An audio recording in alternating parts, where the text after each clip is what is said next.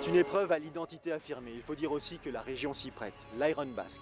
Rien que le nom, à lui seul, suffit à imaginer la difficulté du défi que vont devoir relever tous les triathlètes présents ici à Saint-Jean-de-Luz. Et c'est pour cette raison justement que l'organisateur, que l'équipe d'organisation qui propose cette épreuve disputée à Saint-Jean-de-Luz a imaginé différents formats pour permettre à différents triathlètes de différentes provenances de venir justement s'exprimer sur ces parcours tellement différents. Loïc Mété, vous êtes justement membre de cette organisation. Quel était pour vous l'intérêt de réunir ces différents formats sur une même journée? L'intérêt avant tout, effectivement, c'est de faire partager tous ces paysages, toute cette beauté au plus grand nombre et donc de partager les distances et que chacun puisse trouver chaussure à son pied, si je puis dire, et parcours à sa mesure. Un Iron Basque, c'est-à-dire une course distance Ironman, un half Iron Basque, un courte distance, un sprint, sans oublier une épreuve organisée pour les paratriathlètes. Tout ça est particulièrement difficile à mettre en place et pourtant à l'occasion de, je dirais presque, cette première édition, c'est déjà une réussite. Ah oui, la dernière, on a bien maîtrisé le sujet, on avait imaginé un script, un scénario très précis, on a cogité dessus pendant 18 mois. Ça a été beaucoup de réflexion et en fait ça a très bien marché comme on l'avait prévu. Le scénario a été respecté à la lettre et à la minute surtout. Et donc les 5 courses se sont enchaînées parfaitement pour que les gens se retrouvent à la fin sur la course à pied. Je vous propose de vivre ces différentes épreuves, ces différentes courses qui vont s'imbriquer les unes aux autres. On va commencer tout de suite par revenir un tout petit peu en arrière. C'était un peu plus tôt ce matin. Il était 7h et quelques minutes et l'Iron Basque démarrait. L'atmosphère est calme, presque silencieuse, presque oppressante aussi. À quelques minutes de cette épreuve, de cette Iron Basque. Donc, Didier Grassier a le bonnet sur la tête et la bouche sèche, le cœur qui bat aussi. Il a fait son choix, s'engager. Il était le seul décideur. Le jour J, ça a une autre dimension, ça prend une autre dimension. Le psychique prend parfois le pas sur le physique. Il faut essayer de se mettre des images positives en tête et de passer cette peur qu'on a au ventre qui, normalement, dès le coup de canon, devrait partir. Et voilà, il faut qu'on se mette dans sa bulle et essayer de faire ce qu'on sait faire et essayer d'aller au bout, quoi. Cyril, dans les propos que tient Didier, qui sera en fait notre guide sur ce Iron Basque, on ressent effectivement toute l'anxiété qui existe à la veille d'une aventure comme celle-ci. Ouais, une anxiété parce que voilà, à partir du moment où on se lance sur des distances Ironman, c'est très long, donc beaucoup de stress et beaucoup de préparation, donc on n'a pas vraiment envie de louper sa journée et pour cela, ben voilà, on est stressé, mais c'est important parce que ça fait partie de la concentration et puis on sait que la journée va être longue et qu'il y a des moments dans cette journée où ça va être compliqué. Alors longue, ça c'est sûr et certain pour ceux qui ont décidé de participer à cet Iron Basque, à ce format Iron. 176 compétiteurs au départ sur des distances que vous connaissez, 3 km 8 de natation, 180 à vélo et un marathon pour terminer. Mais une journée qui va être longue aussi pour les organisateurs parce qu'il n'y a pas 36 exemples de ce type d'organisation en France. Réunir 5 courses sur la même journée, c'est un défi. Oui, c'est un sacré défi, c'est la 2e édition déjà quand même, donc ils ont déjà une petite expérience, mais c'est vrai qu'on a l'habitude de voir différents formats de courses sur un week-end ou voire une semaine. Maintenant sur une journée, je crois que c'est la seule organisation qui met ça en place, qui organise cela et c'est vrai que c'est une très longue journée pour les organisateurs. Il y a intérêt d'être en forme le jour-là. Eh bien écoutez, on va vous proposer de suivre cette succession de départs, cette succession d'émotions tout au long de ce reportage. Et là pour l'instant c'est la sortie d'eau des premiers candidats à l'Iron Basque. On avait vu sortir Mickaël Saralegui en 50 minutes et 41 secondes, ancien nageur. Et puis en deuxième position, Grégory Verschuer, 52 minutes 27. Grégory Verschuer qui reste sur une belle perf puisqu'il avait terminé 2e de l'Altriman quelques semaines auparavant, toujours dans les Pyrénées. Et donc ces candidats-là s'apprêtent maintenant à, je dirais, partir à l'assaut du parcours cycliste. 180 km, 2 boucles, un tracé qui est loin d'être plat. Ouais, un tracé loin d'être plat, on est dans le Pays Basque, donc beaucoup de cols. Alors c'est pas des cols à des forts pourcentages, mais la succession de ces cols va faire que l'épreuve vélo va être décisive. Et voilà, donc ces athlètes qui sont partis maintenant pour 180 km de vélo sur 2 boucles de 90. Toujours la sortie de l'eau, les conditions étaient plutôt bonnes, très agréables tout du moins, température douce. Mer non agitée, nous sommes dans la baie de Saint-Jean, banane pour Didier Grasset. Il n'a pas un penchant favorable pour la natation. Ça y est, je dirais presque que ça s'est évacué. Ouais, c'était un stress supplémentaire hein, souvent pour ces athlètes amateurs. La natation est vraiment une discipline compliquée. Alors c'est la plus technique, donc forcément c'est la plus dure des trois au niveau technique. Et voilà, donc beaucoup de stress au moment du départ pour ces athlètes amateurs parce que voilà, ils ont peur de prendre des coups. On l'a vu, le départ était un peu dans la nuit, donc ça rajoute un peu de stress. Et une fois que la natation est passée, c'est vrai que voilà, c'est plus simple pour ces athlètes. Allez, il rentre dans sa course, il s'installe et lui il a je dirais presque une deuxième source de pression sur les épaules parce qu'il est de Saint-Jean et il est membre du club de triathlon de Saint-Jean. Ça fait beaucoup pour un même homme. Il joue à domicile, donc c'est vrai que peut-être une petite pression supplémentaire parce qu'au fil des kilomètres, il va pouvoir voir des amis, il va voir sa famille, donc envie de bien faire, envie de ne pas louper sa journée, donc forcément ça fait plaisir parce qu'on est à la maison, mais voilà, on a un petit peu peur. Grégory Verchwer, il n'a pas tardé lui pour prendre le leadership sur cette épreuve. Il a dépassé Mickaël Saralegui, il est parti pour son aventure. 7h15, c'était le départ de l'Iron Basque. 10h15, nouveau départ.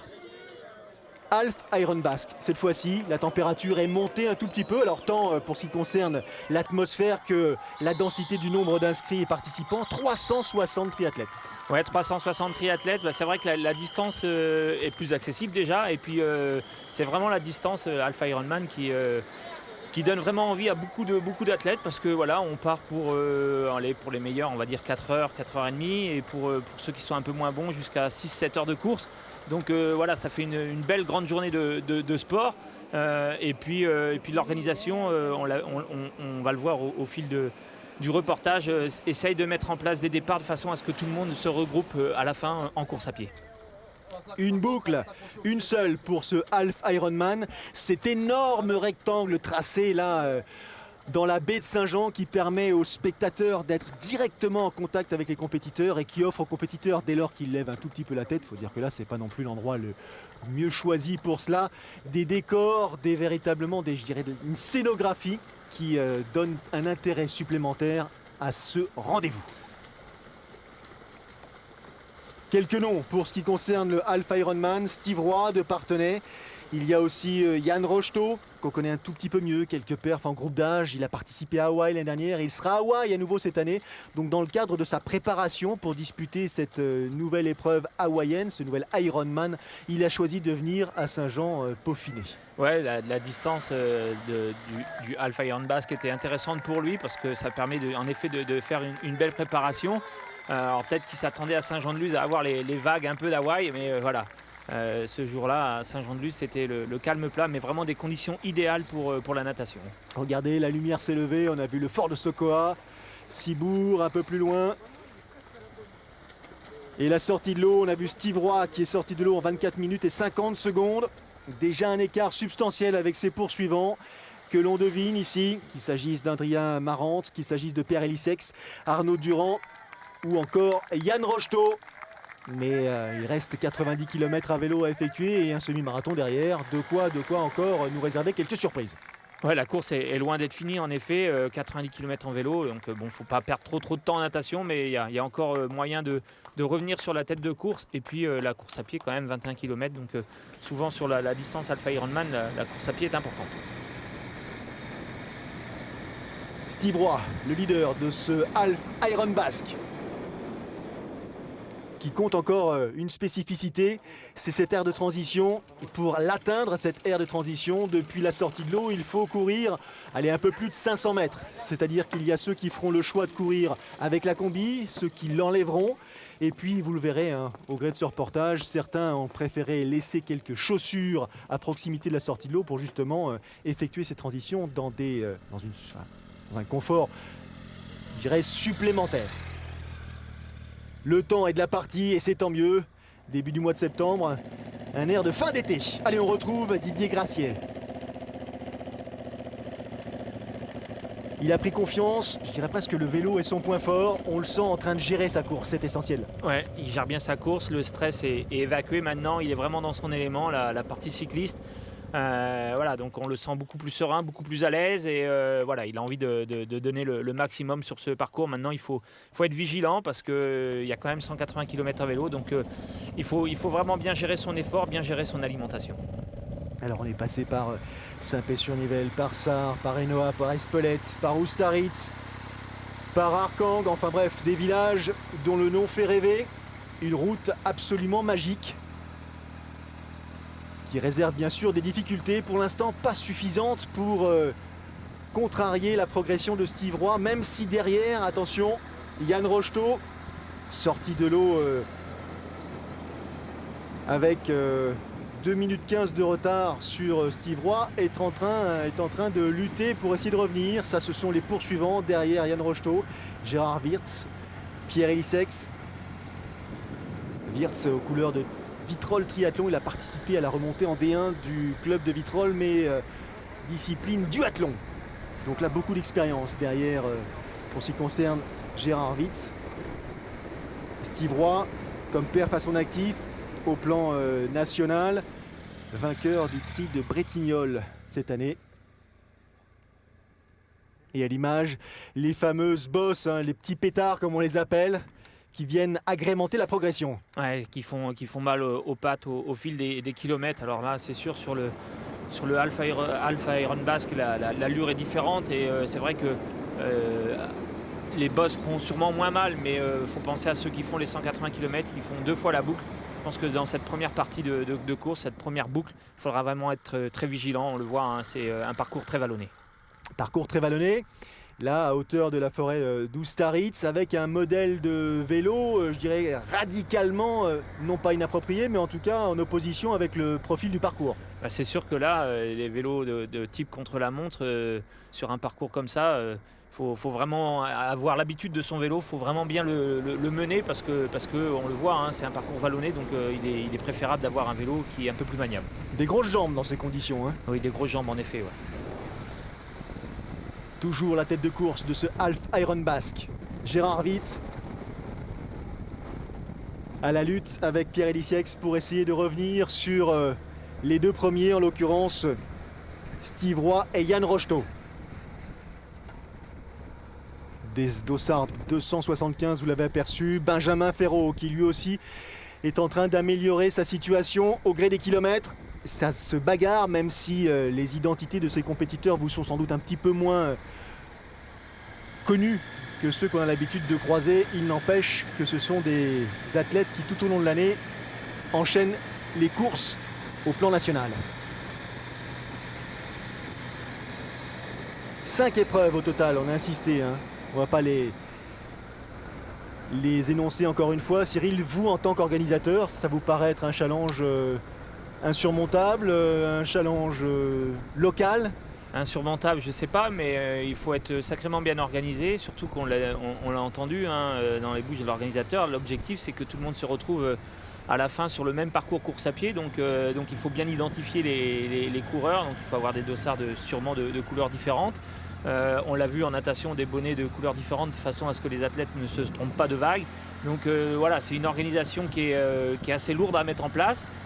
C'est un défi, donc j'imagine que l'équipe entière d'organisation ont sûrement au fil de l'année des moments difficiles, mais je pense qu'il y a des moments de joie dans l'organisation parce que chacun amène un peu la pierre à l'édifice et voilà, au final, ça fait qu'on a une belle organisation et pour le public, comme ça, avoir 5 courses différentes tout au long de la journée, je pense que c'est très intéressant. Yann Rocheteau, le premier arrivé dans l'aire de transition, un vélo réalisé en 2h35-29 sur ce Alpha Iron Basque. Un temps total pour Yann Rocheteau de 3h, 2 minutes et 40 secondes. Température douce, exactement ce qu'il faut pour courir dans des conditions agréables. Deuxième à poser pied à terre, Steve Roy. Il a à cet instant précis presque, je dirais 1 minute de retard sur Yann Rocheteau.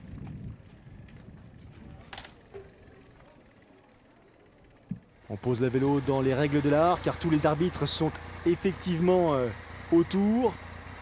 Et c'est parti pour 21 km avec 2 boucles à effectuer hein, pour ce qui concerne ce Half Ironman. Un tracé qui dessine en l'occurrence, je dirais presque un U de part et d'autre de la Nivelle. Allez, le troisième, Gérard Wirtz, 3h, 4 minutes. Un petit peu moins de 2 minutes de retard sur la tête de course. C'est loin d'être écrit, c'est loin d'être fait. Dans le gymnase, en l'occurrence, là, de Saint-Jean-de-Luz. Il y a ceux qui ont pu, compte tenu du numéro de leur dossard, bénéficier d'une place à l'abri et ceux qui sont en extérieur. Il faut que le temps se maintienne, hein.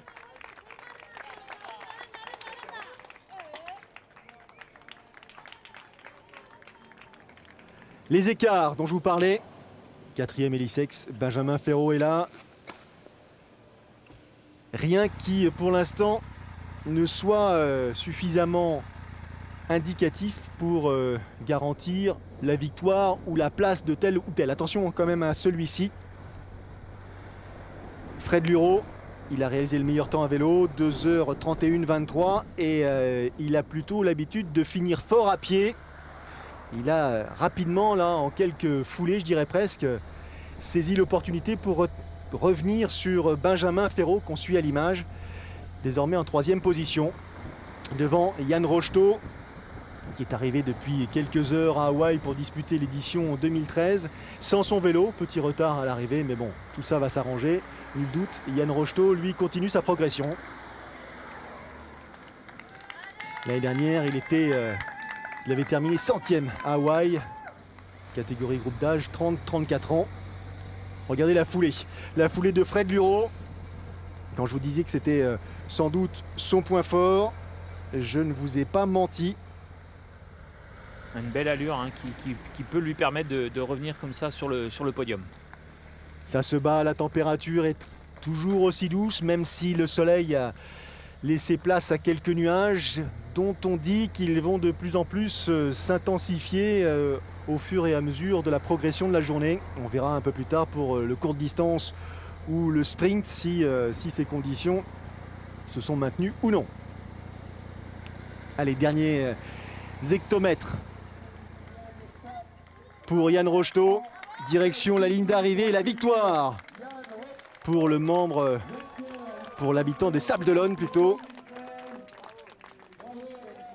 Et qui s'impose son temps 4h24-40 devant Fred Luro qui termine à la 2e place, 4h31 minutes. 3e place pour Benjamin Ferraud, 4h33 minutes et 15 secondes. Voilà donc l'identité de ce podium pour ce qui concerne cette Half Iron Basque. Ouais, c'est plutôt une bonne préparation pour, en vue d'Hawaï, hein, d'avoir fait cette course-là. Hein. Les écarts, les autres participants. Et l'arrivée de la première dame, dossard 218, Hélène Fröhlich, 4h59 minutes. Le public dont on parlait depuis le début, il arrive, et c'est pas tout à fait le cas pour Didier Gracier qui continue sa progression. Encore un exemple d'une des difficultés là qui rythme ce parcours. Certes, les décors sont beaux, mais parfois les petites bosses un peu ardues. Ouais, les bosses sont ardues, les routes sont pas très larges, le revêtement est bon, donc forcément c'est voilà, une course très plaisante. On le voit, les athlètes profitent des descentes pour essayer de se décontracter, s'étirer. La course est quand même beaucoup plus dure pour ces athlètes qui ont choisi la très longue distance. Allez, il en a fini pour ce qui concerne le vélo, Didier Gracier. Un peu moins de 7 heures pour réaliser les 180 bornes. Il reste encore un marathon. Eux, les premiers, sont déjà passés depuis de longues minutes, mais ce ne sont pas tout à fait les mêmes candidats, en l'occurrence, qui concourent sur cette distance. Grégory Berchuer est passé après 6 heures, 16 minutes et 15 secondes d'effort, devant le tenant du titre de l'édition précédente, en l'occurrence Vicente Igarzabal, qui lui était un bon quart d'heure derrière. Et 3e position, Yann Ledors. Nouveau départ. On vous l'avait promis, cette fois-ci c'est de distance M. Entre guillemets, l'ancien courte distance. Ancien distance, on va dire olympique. Olympique. 16h15 sur la plage, 350 candidats au départ. Et ouais, on augmente le nombre à chaque course, forcément. Les distances sont moins longues, il y a plus d'athlètes qui peuvent ainsi participer à cette épreuve. Et on l'a vu, un départ beaucoup plus dynamique que sur le très longue distance ou le moyenne distance. Donc voilà, il y a une épreuve qui est quand même beaucoup plus accessible, puisqu'elle fait 1,5 km de natation, 40 km de vélo et 10 de course à pied. Et le public, on insiste, mais c'est effectivement la vocation de ce rendez-vous, permettre à ces spectateurs, la masser sur la plage ou un tout petit peu plus en hauteur, d'assister à ce spectacle, de voir ces compétiteurs prendre possession de la baie de Saint-Jean-de-Luz, sortie de l'eau. 1500 mètres de natation effectués.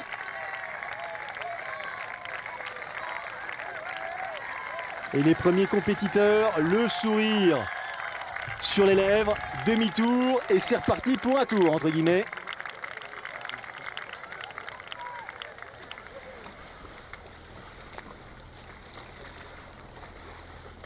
Vous avez sans doute remarqué que le soleil commençait à se faire de plus en plus discret, mais la température est toujours aussi douce, ce qui nous permet de bénéficier de ces images là, de cette couleur métallique sur l'eau, qui met en valeur la progression de ces nageurs.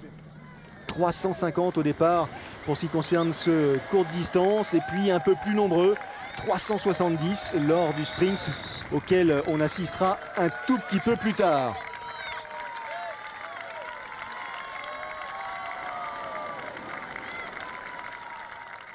Les premiers nageurs sortent de l'eau en un peu moins de 28 minutes. Et on retrouve Didier Gracier dans son marathon, cette fois-ci 4 allers-retours, 4 boucles à effectuer. Il a le sourire, c'est plutôt bon signe. Ouais, c'est plutôt bon signe. Et puis maintenant, il est au milieu aussi de tous ses participants, ceux qui ont fait le half, ceux qui font la distance M, le courte distance. Donc forcément, en course à pied, là où c'est la discipline la plus dure sur la distance Ironman, et voilà, il y a plus de monde, donc forcément ça passe plus facilement. Et le premier, Grégory Verschuer en termine et remporte l'Iron Basque 2013. Deuxième position pour Yann Ledors, qui a finalement pris le meilleur sur Vicente Igarzabal dans les derniers hectomètres de cette course. 9h30 réalisé par Grégory Verschuer. Les écarts, 21 minutes de retard pour le Ledors, un peu plus pour Igarzabal. Le parcours est assez difficile, il est roulant et à la fois il est très cassant. Il y a des bonnes petites bosses qui cassent bien le rythme, et à la longue ça commence à être assez usant. Très usant, et c'est vrai que sur la fin ça commence à tétaniser un peu. Donc il faut savoir monter souple, gérer ces parties-là, bien se ravitailler et puis mentalement essayer de ne pas craquer. 9h30 minutes et un peu plus pour Grégory Verschuer, ça donne une idée franchement de la difficulté du parcours. Ouais, la difficulté, surtout en vélo, on l'a vu, avec beaucoup de bosses, et voilà, des petites bosses qui à la fin du parcours, même bien avant la fin, font vraiment mal. Allez, départ, le énième, je dirais presque, le 5e départ de la journée, cette fois-ci pour un format sprint. Un peu plus d'inscrits au départ, et c'est normal, c'est plus accessible. Cyril, c'est pour ceux qui veulent, je dirais, se donner confiance et arriver dans cet univers pour ensuite peut-être un peu plus tard durcir la compétition. 370 compétiteurs, et je vous parlais, la fameuse avenue rue de la Pompe, entre guillemets, mais c'est donc avenue de l'Infante, qui pour l'occasion est transformée. Regardez les compétiteurs qui préfèrent pour certains poser les chaussures et effectuer cette transition dans un confort relatif. Allez, la fin du distance M, ça s'enchaîne et c'est le but de l'opération. L'arrivée du vainqueur, Martin Liebeck. Temps total 2h18 minutes et 59 secondes. Toujours Didier Gracier. Il n'en a pas terminé, mais c'est malgré tout bientôt fini. Allez, encore une longue ligne droite qui paraît tellement brève à cet instant. Et ce sera acquis, ce sera fait. Attention à la marche. Effectivement, petit podium pour surélever l'arrivée. Il était dans sa course et surtout dans son arrivée, Didier. C'est mon premier longue distance, mon premier Iron. Et oui, voilà, toutes les incertitudes qui créent du stress, qui vous empêchent de dormir et qui vous modifient le métabolisme. Vous commencez à ressentir des crampes et il faut gérer le vélo. Voilà. Et le vélo est compliqué, c'est vrai que c'est vallonné. La course à pied, c'est sympa, cette boucle, on voit tout le temps du monde, c'est très sympa. Satisfait, un peu moins de 12 heures, super. L'arrivée du sprint remportée par Morgan Aubert. Belle édition que cette Iron Basque 2013. Le sourire sur les visages des compétiteurs, sur ceux des spectateurs. Bilan positif. On vous avait promis du mouvement, du rythme, de la densité, du suspense. Je crois que vous avez été gâtés et vous avez pu le vérifier.